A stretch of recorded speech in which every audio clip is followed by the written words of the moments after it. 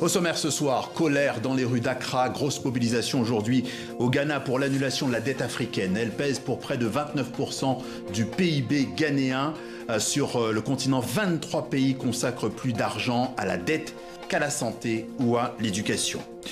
Une couverture médiatique sous surveillance en Guinée. La HAC, le régulateur des médias, préconise un contrôle très strict du temps d'antenne des partis en campagne pour le prochain référendum, une règle déjà critiquée par la presse.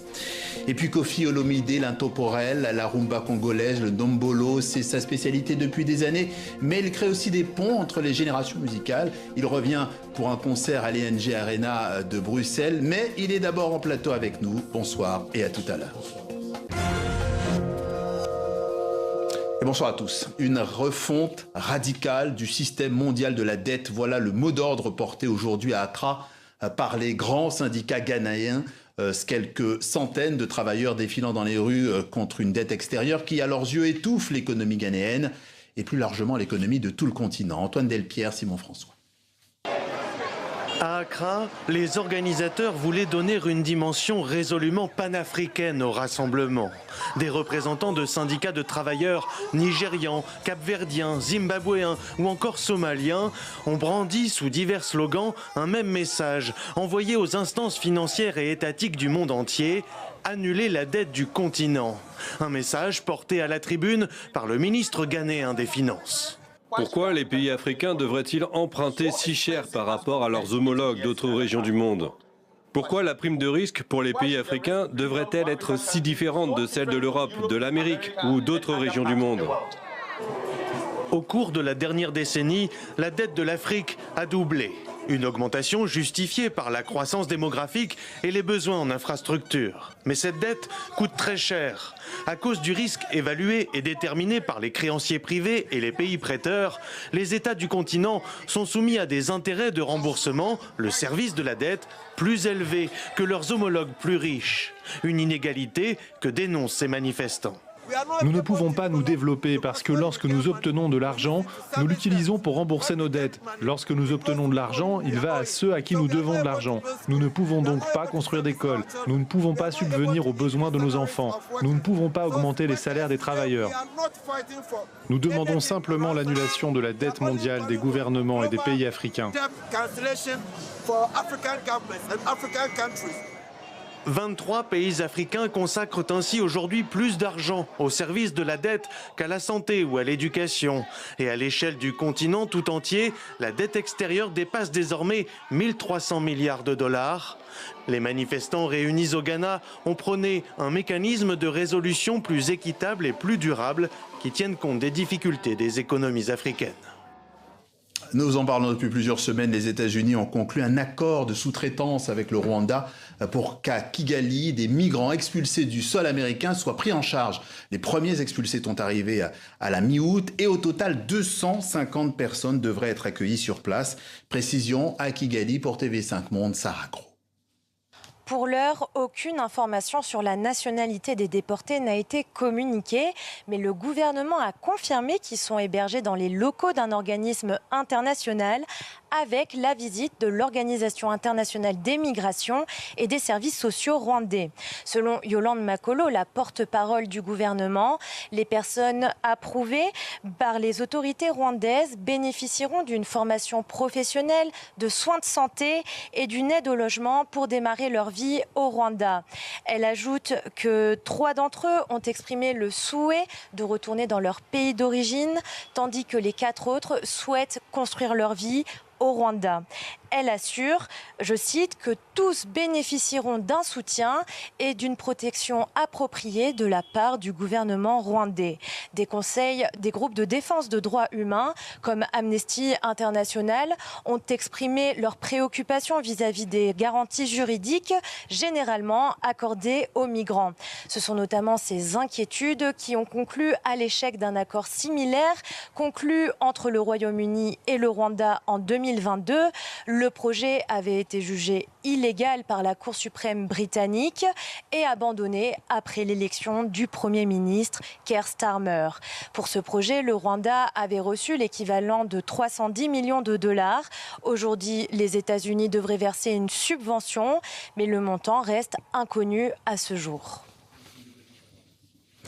La HAC, la Haute Autorité de Communication, le régulateur des médias en Guinée, vient donc de réduire considérablement le champ d'action des journalistes locaux. Lors de la campagne référendaire qui démarre ce week-end, les médias sont interdits de donner la parole aux partis politiques suspendus par l'État. On fait le point avec Antoine Delpierre et Amandine Bouche. C'est une restriction de plus, corollaire de cette décision prise il y a une semaine par les autorités de suspendre pour 90 jours les 3 principaux partis d'opposition. Les médias guinéens ont désormais l'interdiction de leur donner la parole pendant la campagne pour le référendum constitutionnel qui s'ouvre ce 31 août. Une injonction émise par la HAC, la Haute Autorité de la Communication. Là, il faut faire attention parce que ce ne sera même plus la HAC. C'est le ministère de l'administration du territoire qui va vous attaquer. Parce qu'il a interdit et vous donnez la parole à ceux qui sont interdits. Là, pendant la période de campagne, il faut être très prudent. La HAC se défend de refuser l'accès à qui que ce soit aux médias et rappelle que la mesure concerne les partis, les structures interdites ou en conflit avec l'État, mais que les médias peuvent interviewer des individus en tant que citoyens. Pas de quoi rassurer les journalistes, puisqu'une autre décision interdit aux médias privés d'aborder la question référendaire dans les émissions interactives, dénoncée par le syndicat de la presse professionnelle de Guinée comme une atteinte à la liberté d'expression. Ce tour de vis devrait néanmoins se faire ressentir dans les rédactions qui veulent éviter d'éventuelles sanctions. Nous avons demandé à nos membres de se plier à cette restriction, puisque plus ou moins il faut le dire, ce qui ne veut pas dire qu'après cette période électorale justement de campagne, je veux dire, on ne peut pas interdire à un média par exemple de donner la parole à un parti politique qui s'est vu retirer son agrément. Du côté des politiques, parmi les premiers concernés, l'un des 3 mouvements suspendus, le Parti du Renouveau et du Progrès, le PRP, qui dénonce l'exclusion de l'opposition du débat public. Je pense que c'est la promotion, disons, comme le disent d'autres, les pensées uniques. C'est-à-dire qu'on ne veut que ceux qui sont pour le oui puissent s'exprimer, puissent faire leur promotion, mais nous qui ne sommes pas d'accord de la façon dont les choses vont et qui critiquons sont éliminés du débat politique, c'est très dommage. C'est une façon tout simplement de nous empêcher pendant ce référendum de participer au débat, d'apporter notre contribution. Alors que le texte soumis aux électeurs guinéens entretient le flou sur la possibilité pour le général Mamadi Doumbouya, à la tête du pays depuis le coup d'État en 2021, de se présenter ou non à une future élection présidentielle, l'opposition l'accuse de vouloir se maintenir au pouvoir grâce à ce référendum sur la Constitution. Un appel à manifester a été lancé pour le 5 septembre prochain. Un nouveau naufrage dramatique au large de Nouakchott en Mauritanie. Le chavirement, il y a plus de 48 heures maintenant, d'une embarcation de 160 migrants partis de Gambie.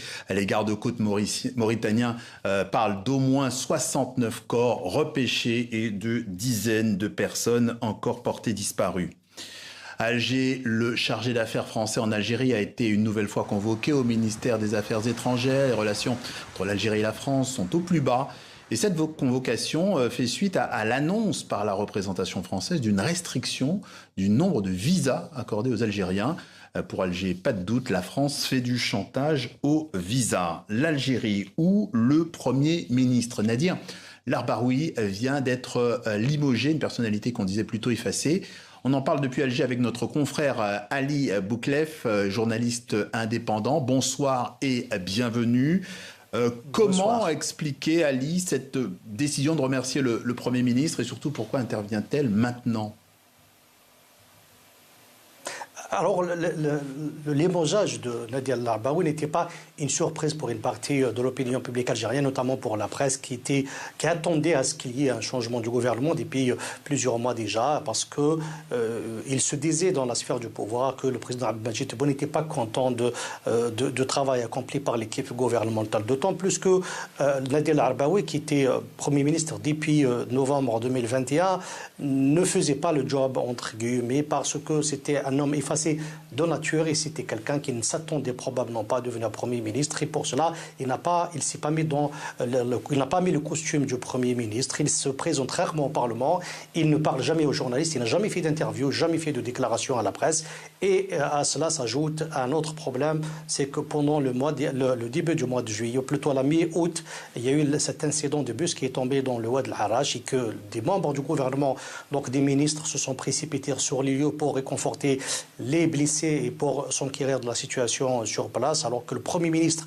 qui devait être là était totalement absent de la scène. Plus grave que cela, il ne s'est présenté que 2 jours plus tard à l'hôpital d'El Harrach pour rendre visite aux blessés. Il n'a fait aucune réunion, il n'a présidé aucune réunion d'urgence qui sont laissées aux ministres concernés pour prendre des mesures, d'abord pour moderniser le parc d'autobus comme ça a été annoncé, en plus pour prendre des mesures contre ce qui provoque les accidents dans la route. À cela s'ajoute le fait que le retour du président Abdelmadjid Tebboune, qui était en vacances et sur lequel il y avait beaucoup de rumeurs dans l'absence, a constaté que pendant son absence, le Premier ministre qui devait le remplacer sur le plan de l'exécution des décisions de l'État n'était pas là et qu'il était totalement absent. Il l'a congédié. On a compris qu'il a été limogé de manière très rapide puisque le nouveau Premier ministre à la charge par intérim, mais il n'est pas chargé de former un gouvernement et on ne sait pas encore si il va rester encore longtemps ou il va juste prendre l'intérim du gouvernement le temps qu'un nouveau gouvernement sera désigné.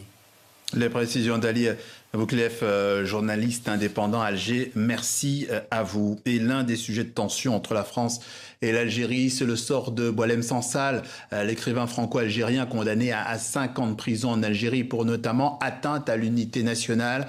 Sa fille Sabéha Sansal s'est lancée dans une mobilisation internationale pour tenter d'obtenir la libération de son père. Je vous propose de l'écouter. Qu'est-ce que vous lui demandez au président français ? Qu'il fait des pas réels, quelque chose réel, parce qu'ils se connaissent bien, ils sont des amis, Emmanuel Macron et mon père. Il n'en a pas fait assez, le président français, pour votre père ? Je pense que non, qu'il n'a pas fait assez, pas fait de pas qui le libère. Est-ce que la France a abandonné oublié un petit peu, oui. Abandonné, oublié... Parce que c'est un citoyen, il est franco-algérien, il faut qu'il le protège comme un Français. Voilà, une interview extraite du 64 minutes, Le Monde en français. Accord en Éthiopie entre le gouvernement et le groupe Dangote pour construire une méga usine d'engrais. Un partenariat valorisé à 2,5 milliards de dollars. L'usine devrait sortir de terre à God dans l'est de l'Éthiopie avec l'objectif d'une production maximale de 3 millions de tonnes métriques par an. Le groupe Dangote détient une participation de 60% dans ce projet. Soulagement en RDC, précisément dans des provinces sous contrôle de la rébellion AFC M23, dans le Nord Kivu et Sud Kivu. Les familles d'élèves engagées dans les épreuves de l'examen d'État, l'équivalent du baccalauréat, elles ont reçu les résultats de ces examens. Beaucoup de ces familles redoutaient des manœuvres du gouvernement ayant l'objectif de faire échouer les jeunes candidats. On voit ici la joie des élèves admis à cet examen d'État. À présent, notre page sport avec Lise-Laure Etia. Bonsoir Lise-Laure. Bonsoir Patrice. On commence par du football. C'était tout à l'heure la petite finale du CHAN, le championnat d'Afrique des Nations. Et c'est le Sénégal qui accède à la 3e marche du podium, Lise-Laure. Oui, une rencontre disputée, arbitrée par l'Ougandaise Chamira Nabanda. C'est pourtant le Soudan qui ouvre le score dès la 6e minute. Égalisation du Sénégal en 2e mi-temps.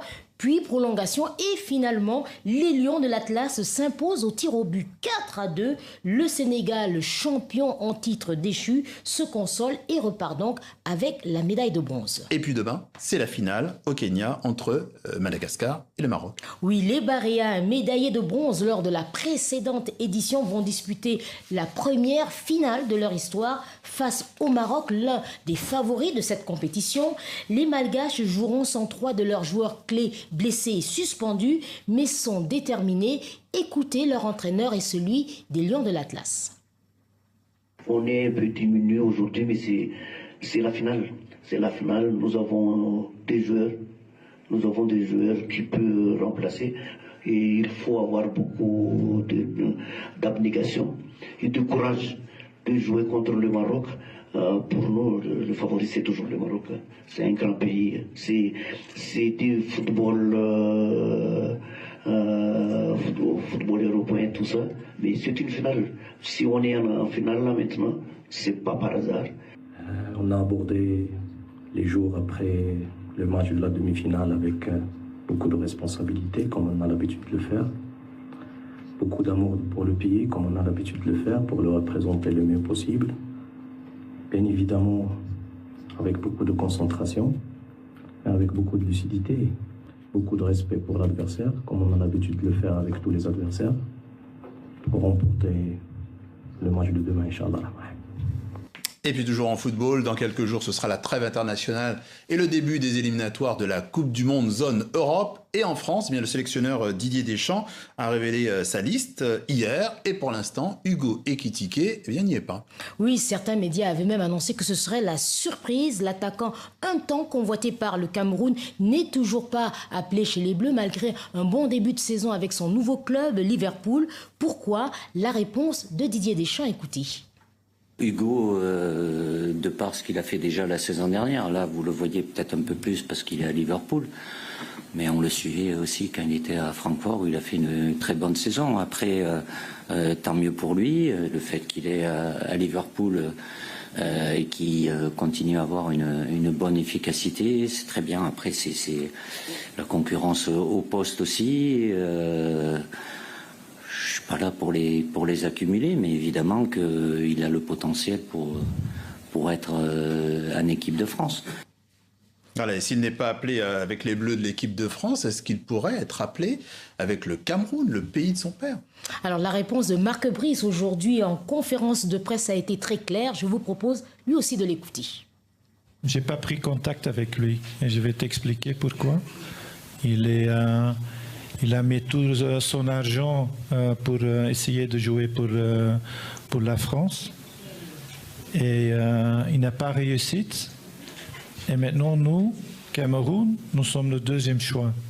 Je n'ai pas besoin de deuxième choix. Alors, on a tellement bien de bons joueurs qui jouent avec leur cœur. Et c'est ça que j'ai besoin. Je n'ai pas besoin d'un vedette qui pense n'importe quoi. S'il vous plaît. Il peut venir à 7 pays ou à 7 pays. Alors, c'est clair, c'est un très bon joueur. C'est pas la discussion. Mais dans la situation que j'ai dit, il ne mérite pas de venir ici. Voilà, merci Lise-Laure. Merci. À demain. À demain. On décélère maintenant, place au mag.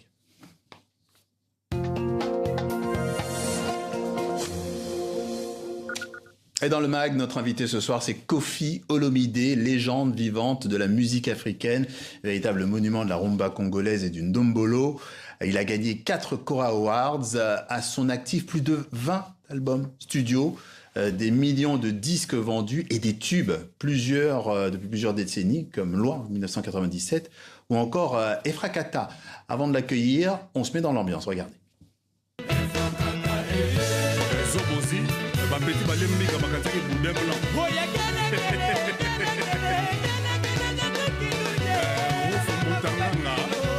Reconnu d'utilité publique.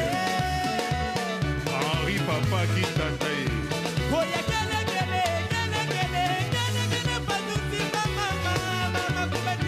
Fidèle Babala Amadou Diaby, José Kongolo, Dalida.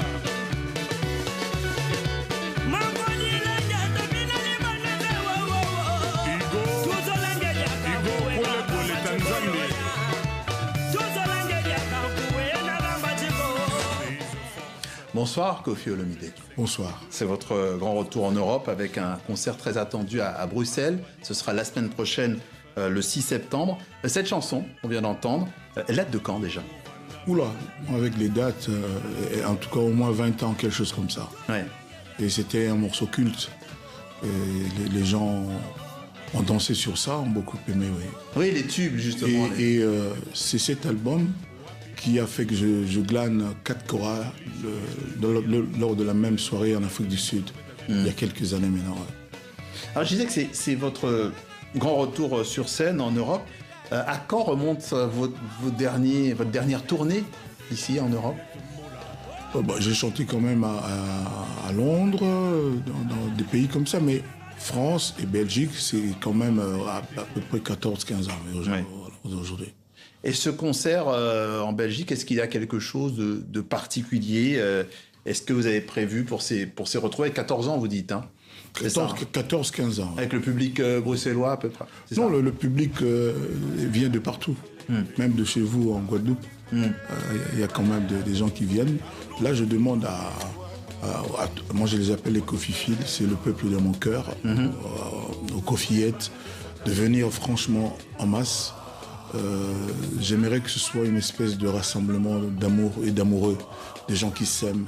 Moi, j'ai de l'amour à donner à travers mes chansons. J'espère en recevoir de leur part. Et il y aura des surprises?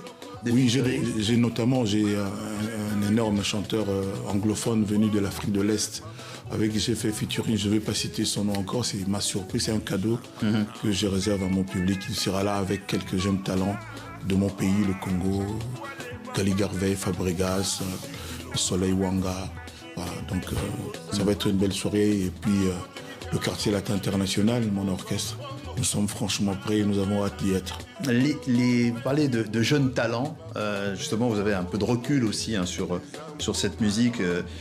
Beaucoup parlent d'un renouveau de la rumba. En 30 ans de carrière, quel regard portez-vous sur ça et plus largement sur la musique, sur le renouveau des musiques populaires, notamment en Afrique? Non, mais l'Afrique regorge de talents comme nulle part ailleurs. Il y a des jeunes talentueux comme jamais. Et mais votre regard, s'ils se disciplinent, ça veut dire quoi? S'ils ne cherchent pas à brûler les étapes, à aller vite, à faire des choses par envie, mais à faire vraiment selon ce que leur cœur leur recommande, ce serait franchement bien. Moi, je dirais que... c'est d'abord une question de cœur, la musique, pour vous? Il faut aimer ce qu'on fait. Et il faut se mettre à la place du public, se poser la question, est-ce que si j'étais mon public, est-ce que je consommerais tel ou tel produit? Moi, en tout cas, j'ai souvent fait comme si... Je pense que c'est chanter pour moi, c'est laisser parler mon cœur. Je l'ai toujours dit et c'est franchement vrai. Et vous pensez qu'aujourd'hui, il y a, dans cette jeune génération, pas assez de cœur dans la musique? Si, il y a des gens qui font très très bien le métier. Je n'ai pas dit qu'il n'y en a pas. Oui. Je dis que vous m'avez posé la question, quel est mon regard? C'est comme un conseil, comme ça, un avis. Donc voilà, il faut de la patience, il faut y aller méthodiquement, ne pas se presser, ne pas chercher à brûler les étapes, à être ce qu'on n'est pas en réalité. C'est la clé pour durer. Je pense, oui. Ouais. Les collaborations, on en a aussi, vous parlez d'artistes contemporains, on a avec NASA et Keblak. Keblak. Voilà. Pipipi. Pipipi, oui. Ouais. C'était il y a quelques mois? Non, il y a quelques années maintenant. Quelques années? Bon, quelques mois, c'est-à-dire 3 ans, ça fait 36 mois. Non, il y a quelques mois, oui. Alors ça fait beaucoup plus de mois, effectivement. Voilà. On va en regarder quelques secondes et puis on revient vers vous. D'accord.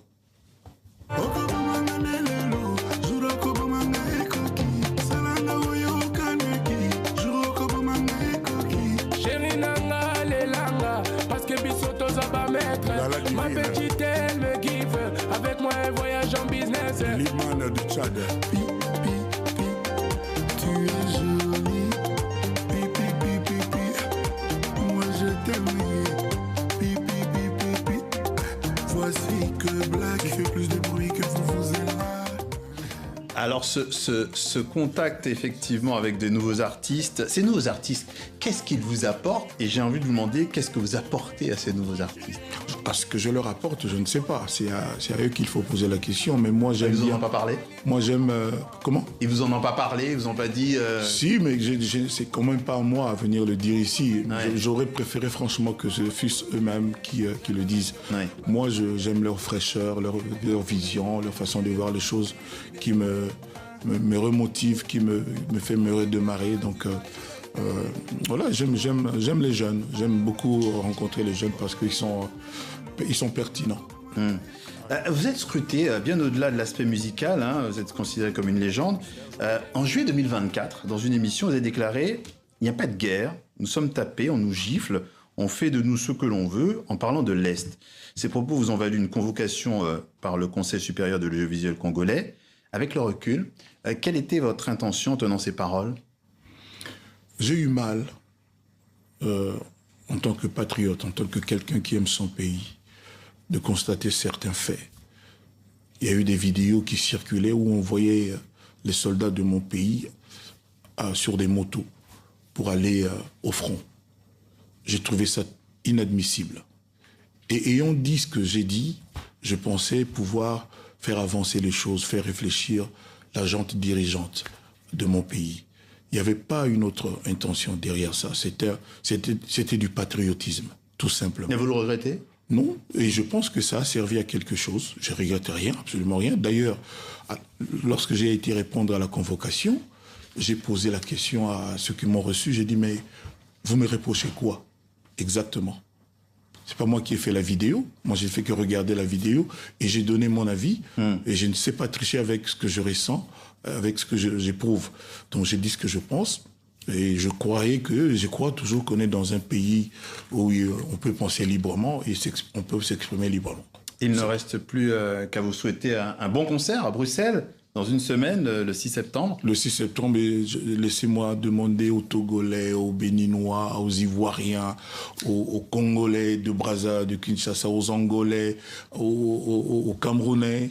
J'aime beaucoup le Cameroun, aux Nigériens, aux Tchadiens, je ne sais pas, aux Burkinabés, aux Kenyans, aux Ougandais de venir à ce concert. Ils m'ont beaucoup manqué durant toutes ces années. Je pense qu'eux aussi, je leur ai manqué. Et ce sera, franchement, je souhaite que ce soit une grande fête. Nous avons toutes ces chansons qu'ils connaissent et qu'ils aiment à leur proposer. Merci, Koffi Olomide, d'être passé par le journal de TV5 Monde. On se quitte en images avec ce clip. Merci, bonne soirée. À demain. Bonne soirée à vous aussi.